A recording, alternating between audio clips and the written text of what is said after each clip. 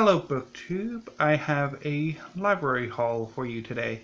I did not go to the library on Friday, which was what I was planning on doing, but I managed to go today to the library, and I picked out 6 books, one of which I won't be mentioning because it is on the nominations list for the BookTube Nonfiction Prize, and so I don't know if it will make the final cut of 48 for the long list, although I would be surprised if it didn't. So I won't be mentioning it unless it doesn't get on the final long list. And if it is on the final long list, I won't be talking about it until I've once it's either I've reviewed it and the section's done, or it's in a different section or group and has been eliminated, or something like that. But it might be a while before I discuss it or review it or anything. So anyway, let's get to the 5 books I will be talking about.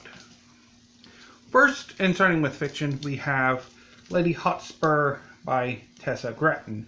This is a gender-swapped retelling of King Henry, of King Henry IV, and parts 1, maybe part 2. It's been a while since I've read King Henry, or King Henry IV, so I don't know exactly how much this is going to be a reimagining, or how close Tessa Gratton will be playing to the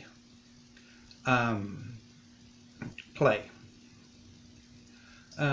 So I read a little bit of the back, or the front.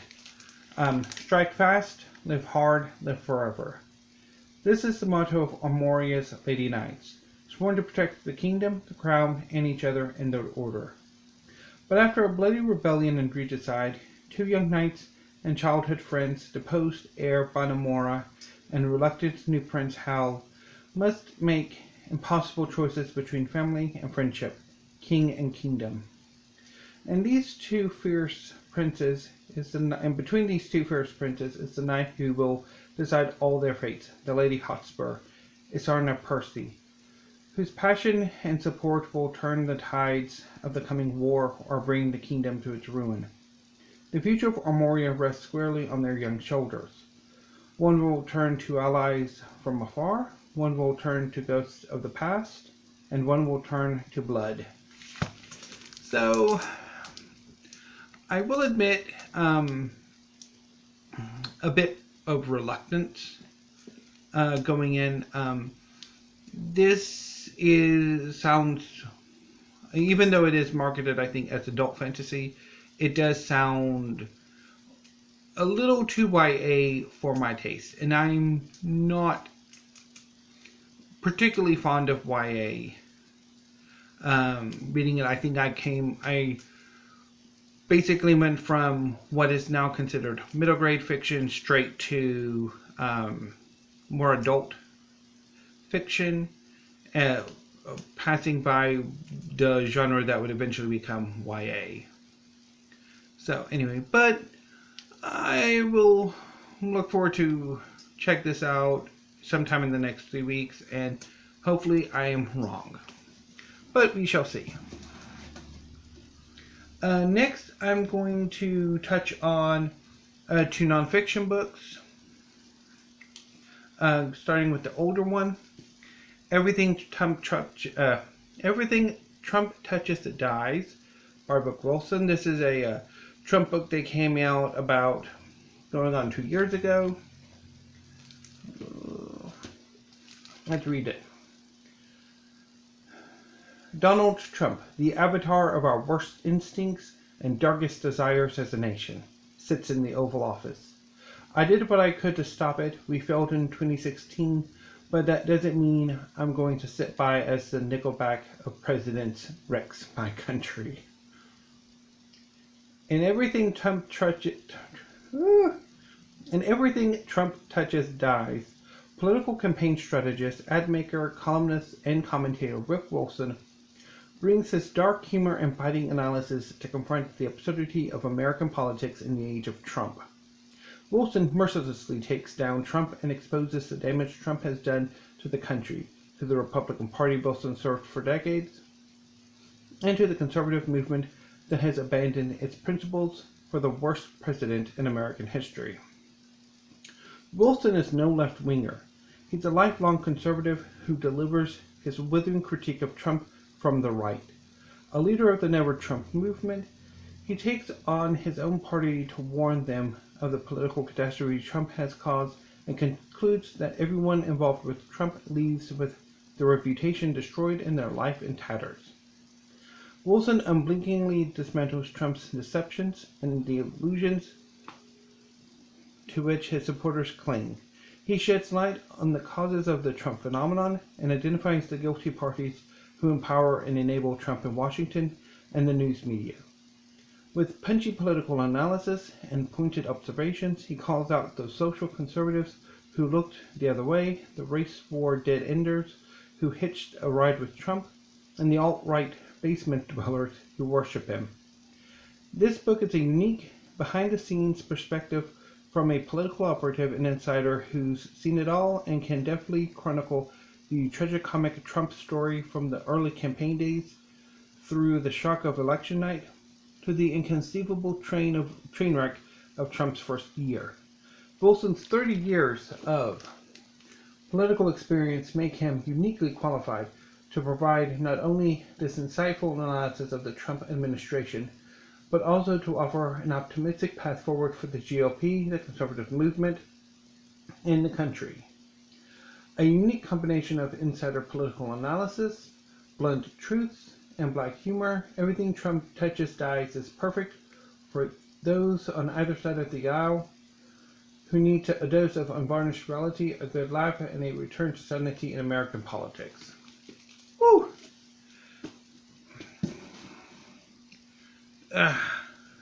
Okay. Looking forward to getting to that one. I've also reserved the upcoming sequel to this book, which I'm blanking on the name right now, and that should be out sometime later this month. So I should be getting it either, I want to say sometime in February. Probably my first library trip in February is hopefully when I'll pick it up. Anyway, so the more recent book, which came out this year, or well, last year, is Symphony and See, Carbon and the Evolution of Almost Everything by Robert M. Hazen.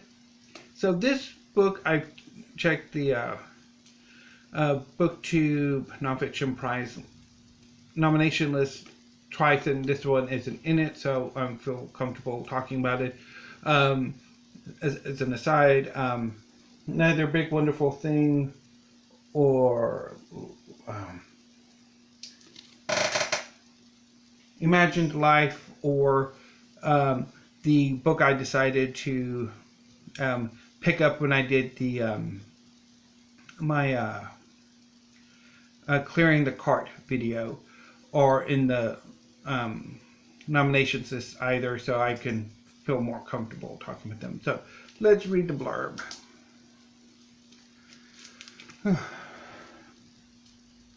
Carbon is everywhere, in the paper of this book, in the blood of our bodies. It's with us from beginning to end, present in our baby clothes and coffin alike. We live on a carbon planet, and we are carbon life. No other element is so central to our well-being. Yet when missing or misaligned, carbon atoms can also bring about disease and even death. At once ubiquitous and mysterious, carbon holds the answers to some of humanity's biggest questions. Where did Earth come from? What will ultimately become of it, and of us? With poetic storytelling, Earth scientist Robert M. Hazen explores the universe to discover the past, present, and future of life's most essential element. We're not only made of star stuff, as Carl Sagan famously observed, but Big Bang stuff too. Hazen reveals that carbon's grand symphony began with a frenzied prelude shortly after the dawn of creation, and he brings new attention to the tiny number of Big Bang created carbon atoms that have often been overlooked. in minutes, violently colliding protons and neutrons, and probably formed the first carbon atoms, which can still be found within our bodies. His book then unfolds in four movements, building momentum as he explores carbon as the element of earth, air, fire, and water. He visits the famed volcanic crater Solfatara di Pozzuoli near Naples, where venting carbon dioxide and other noxious fumes condense into beautiful crystals. He climbs the cliffs of the Scottish Highlands and delves deep into the precious metal mines of Namibia, journeying toward Earth's mysterious core in search of undocumented carbon structures. Hazen often asks us to pause and consider carbon's role in climate change and what we can do about it, for our lives and this element are inextricably intertwined, with prose that sparkles like a diamond. Symphony and See tells the story of carbon in which we all have a part. Sounds fascinating. Cannot wait to get to this. And finally, we have two books that I picked up for research purposes. The book I had my eye on that I was intending on picking up is Creating Lifelike Figures in Polymer Clay by Katherine Dewey. Now this is a more modern or contemporary clay sculpting book, but I'm pretty sure I can probably adapt it back into looking a bit more antique or more ancient. You know. And one that I saw as I was picking up the Dewey book is Classical Sculpture by George M.A. Hanfmann. So I'm looking forward to seeing what this is about. Hopefully it has some information on manufacturing technique, but if not, it should have some pretty pictures to look at. So that was my library haul. Thank you, BookTube, and I shall have some tag videos up for you tomorrow. Have a great day.